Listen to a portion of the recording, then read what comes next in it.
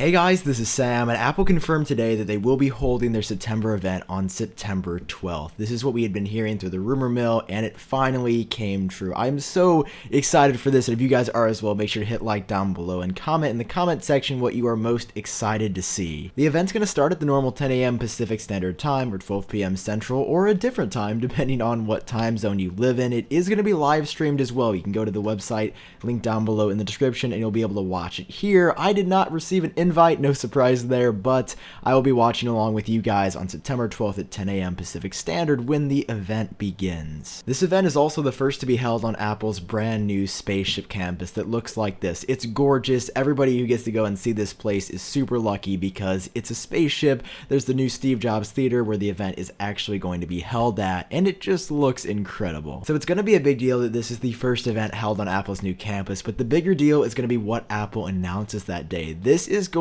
to be arguably the biggest Apple event in the past 5 to 10 years. And I'm saying that because the iPhones that they're going to announce are going to be pretty amazing. We got the iPhone 7s and the iPhone 7s Plus first. These are going to be pretty minor upgrades. You got glass backs to enable wireless charging, faster processors, but the screens, the cameras, presumably everything else is going to remain the same. There will be no huge upgrades or changes there unless Apple decides to come out of the blue and surprise us. The star of the show without a question is going to be the iPhone 8 or the iPhone Edition or the iPhone Pro, whatever Apple decides to call it. I doubt it's going to be the iPhone 8, probably leaning more towards like Edition or iPhone X or iPhone 10 or Pro now, just because that sounds more in line with Apple's recent naming convention. This iPhone is going to be incredible. It's going to have a gigantic OLED display on the front, a new Face ID or facial scanning system that will replace Touch ID because there's not going to be a home button, either physical or software. That's going to be replaced by a new line or notch on the bottom of the device, and it's going to have practically no bezels around the front. On the back, you'll see a design that looks pretty familiar. If you compare it to an iPhone 7 Plus, the only main difference here is that the camera system will be vertical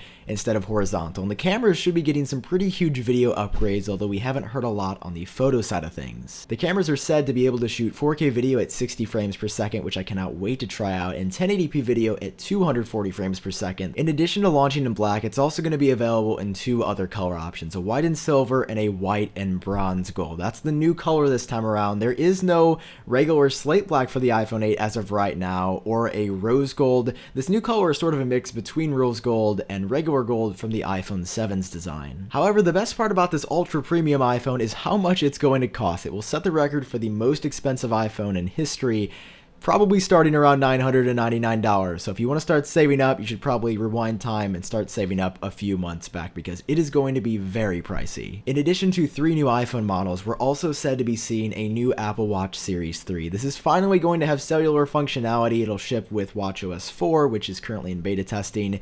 We don't know a whole lot about this Apple Watch Series 3 other than the fact that it's going to have an LTE chip inside, so it works better independent from the iPhone. We heard initially that the Apple Watch Series 3 would have this brand new design, it would be super slick, but since then that part has kind of died out, and I'm not expecting to see a huge design change with the Apple Watch Series 3. The last product that we're expecting to see announced at the September event is a new Apple TV that will finally support 4K and high dynamic range or HDR content. I feel like everyone else but Apple has been supporting 4K and HDR content for the past couple of years, but for whatever reason Apple's been taking their time.